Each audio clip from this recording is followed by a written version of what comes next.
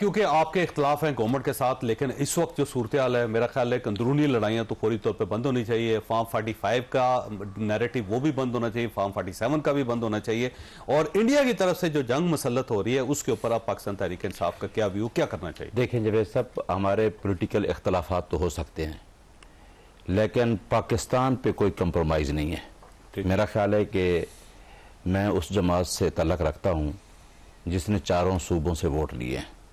चारों सूबों की वो जमात है और पाकिस्तान की यूनिटी की अलामत है।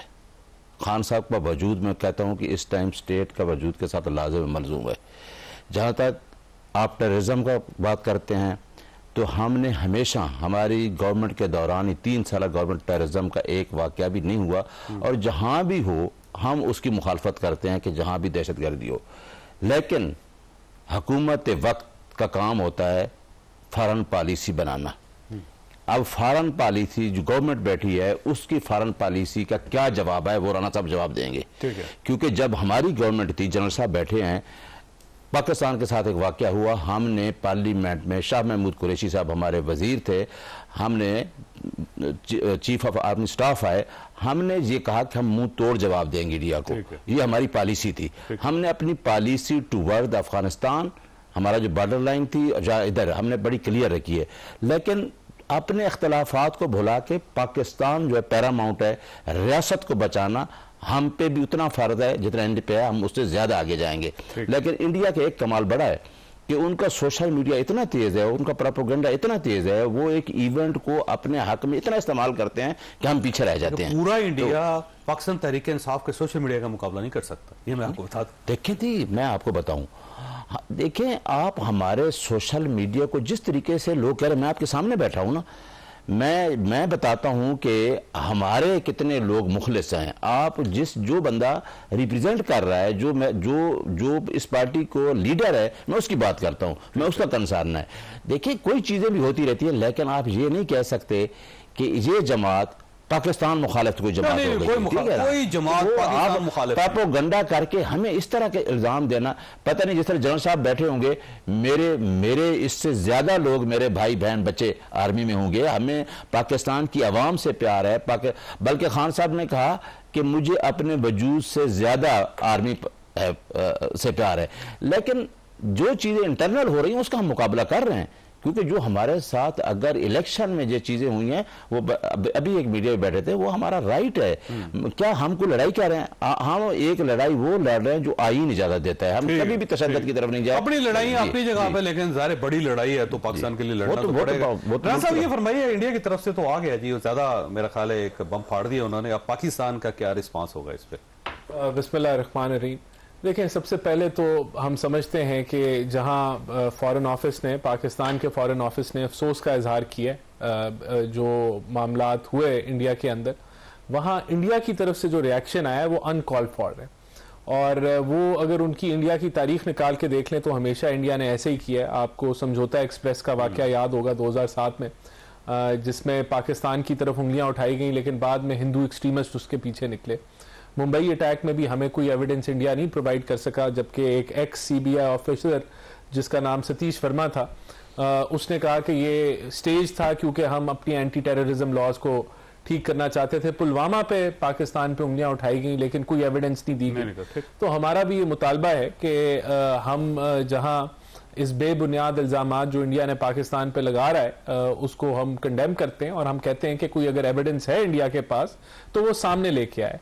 और देखें, बात यह है कि ये सारा कुछ जो है ये इनकी एक स्ट्रेटजी लग रही है, जिसके अंदर ये पाकिस्तान को कॉर्नर करना चाह रहे हैं, या अपने डोमेस्टिक इश्यूज के हवाले से, या इंटरनेशनली ये जो इंडिया जो है वो गेम, तो बिल्कुल हम इसको हर के अंदर इलेक्शन होने वाले हैं, और जब भी वहां पे इलेक्शन होते हैं तो पाकिस्तान के ऊपर कोई ना कोई इल्जाम जरूर लगता है। दूसरा, एक अगर आप डाटा देखें, जब भी बाहर से कोई बड़ा डिग्नेटरी वहां पे जाएगा तो इस टाइप का इंसिडेंट वहां पे जरूर हो जाए। तो देखें, हम तो दुनिया के सामने यही मुद्दा रखेंगे कि अगर कोई इंडिया के पास एविडेंस है तो वो सामने लेके आए।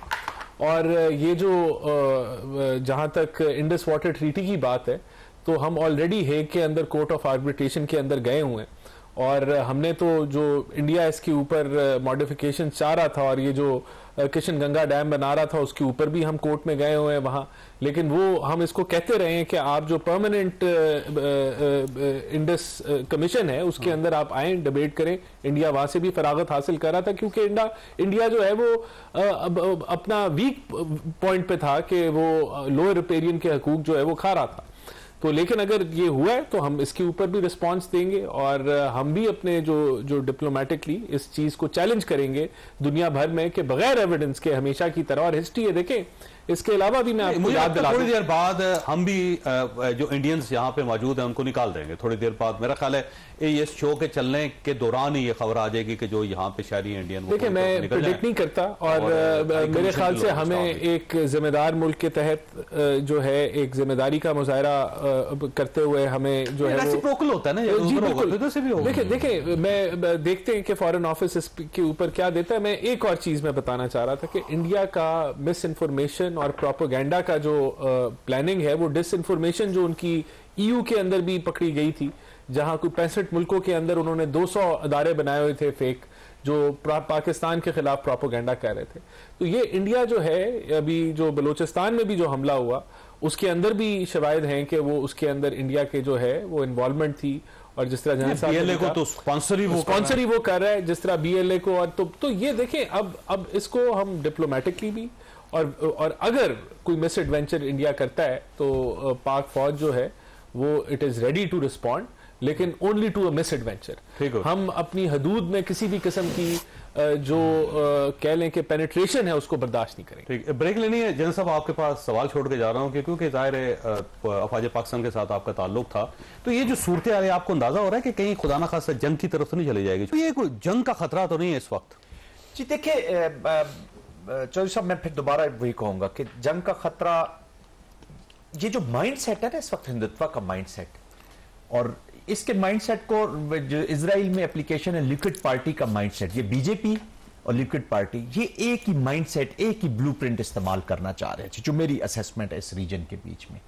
उधर भी उनको अप्रूवल हासिल है बिग फोर्सेस की, यहां इनको मुझे लगता है कि मुझे थोड़ा सा होता है कि ये इनको थोड़ी सी कुछ अप्रूवल है कि ये एक लेवल तक, सर्टन लेवल तक, क्योंकि इससे पहले देखिए जब एस्केलेशन हुई पाकिस्तान की, जब बालाकोट में ये हमारे कवे और दरख्त मारने आए थे 2019 की बात। जी हाँ, तो जो बालाकोट का इंसिडेंट हुआ जिसमें ये इन्होंने टारगेट्स पाकिस्तान ने रिस्पॉन्ड किया, उसके बीच में भी इन्होंने they wanted to go up the escalation ladder.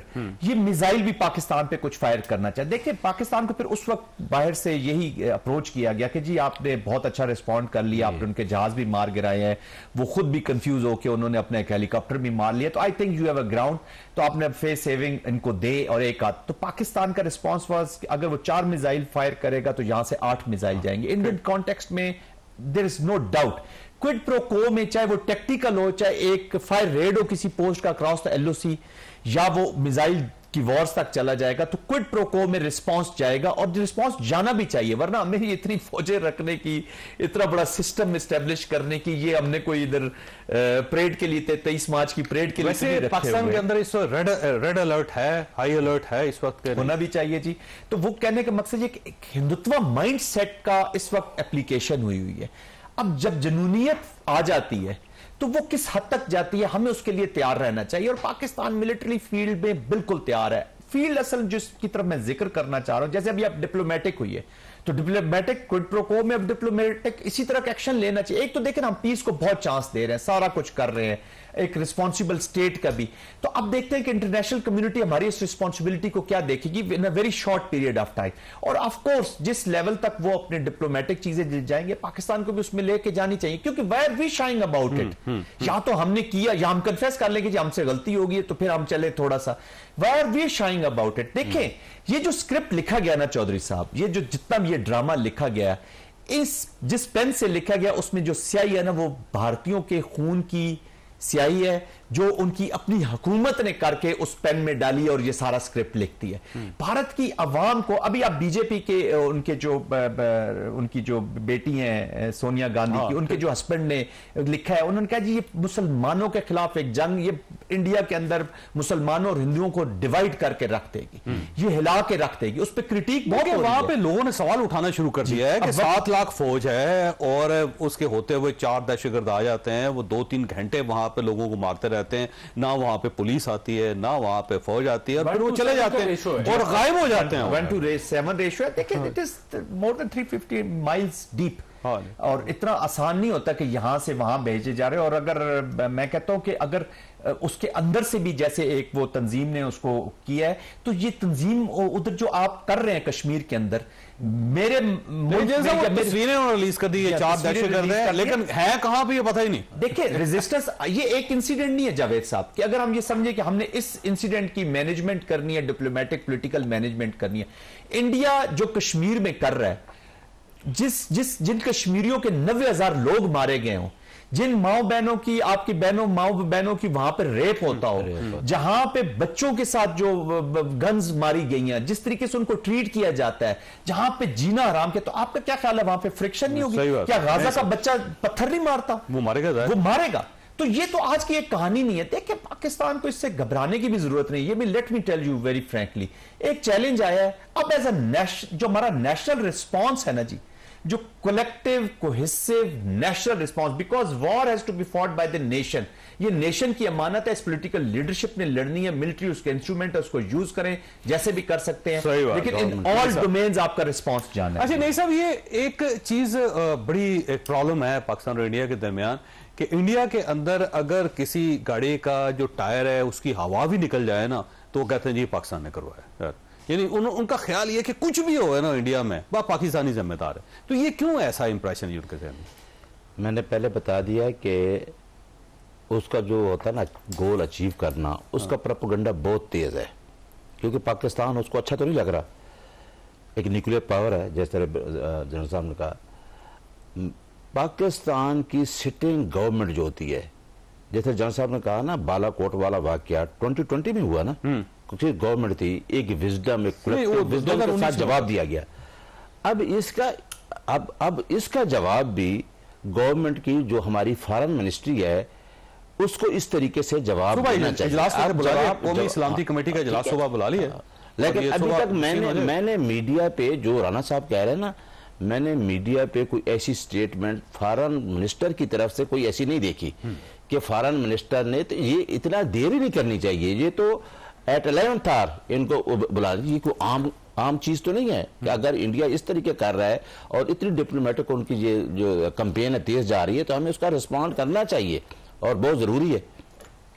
ये वैसे रण साहब सवाल तो वैसे सारे कर रहे हैं कि आप कहां सोए हुए हैं, अगर इंडिया की तरफ से आ रहा है तो बोले आप भी। देखिए, अभी तक तो जो है वो मीडिया की तरफ से ये बातें थी। अभी इनका जो फॉरेन ऑफिस से बयान आया, तो मेरे ख्याल से अनकरीब पाकिस्तान जो है वो इसको रिस्पॉन्ड करेगा और बड़े प्रॉपर तरीके से रिस्पॉन्ड करेगा। देखिए, आपने कहा कि ये इंडिया क्यों ब्लेम कर देता है। आपने जो बात की कि 7 लाख फौज जो है वो मकबूजा कश्मीर में है, ये 1:7 का रेशो बनता है। तो डेफिनेटली जो उनकी अपनी फॉल्ट लाइंस हैं, जो उनके अपने इंटरनल मामलात हैं, जो वो वहां एक जुल्म की दास्तान है, और उसके जो रिएक्शन है वो अब खुद तो जिम्मेदारी नहीं लेने के लिए तैयार। तो वो सबसे आसान काम ये होता है कि आप पाकिस्तान बैशिंग शुरू कर दें और पाकिस्तान के ऊपर इल्जाम तराशी कर दें। तो ये आज का मैंने आपको ट्रेंड बताया कि जो पिछले जो इंसिडेंट्स हुए उसके अंदर इंडिया का क्या जो है वो तर्ज अमल रहा है, क्या रिएक्शन किस तरह वो करता रहा, और फिर इंटरनेशनली उसको हमेशा सुबकी हुई है कि वो कोई एविडेंस नहीं पेश कर सका। तो मैं समझता हूं अभी भी ऐसे ही होगा। और जहां तक रिस्पॉन्स की बात है, पाकिस्तानी गवर्नमेंट जो है वो बिल्कुल पाकिस्तान के मफादात को प्रोटेक्ट करेगी, और डिप्लोमेसी की बात है तो डिप्लोमेटिक फ्रंट पे जंग लड़ेंगे, इकोनॉमिक फ्रंट पे जंग लगेंगे, और अगर वो हमारी हदूद क्रॉस करेंगे तो फिर हम काइनेटिक साइड के ऊपर भी जो है वो जंग लड़ने के लिए बिल्कुल हम we are prepared and ready. तो मैं समझता हूं, लेकिन जो इररिस्पॉन्सिबिलिटी का मुजाहरा इंडिया हमेशा करता रहा है, अगर हम कहें कि हम उसके रिएक्शन में हम भी रिस्पॉन्सिबिलिटी का मुजाहरा करें तो वो हम नहीं करेंगे। हम एक रिस्पॉन्सिबल नेशन है, we are a nuclear state, और हम अपनी जिम्मेदारी के साथ भरपूर तरीके से पाकिस्तान का दिफा करेंगे, हर एंगल पे करेंगे। बिल्कुल ठीक है, छोटी सी ब्रेक ले रही है और ब्रेक के बाद दोबारा हाजिर होता हूं।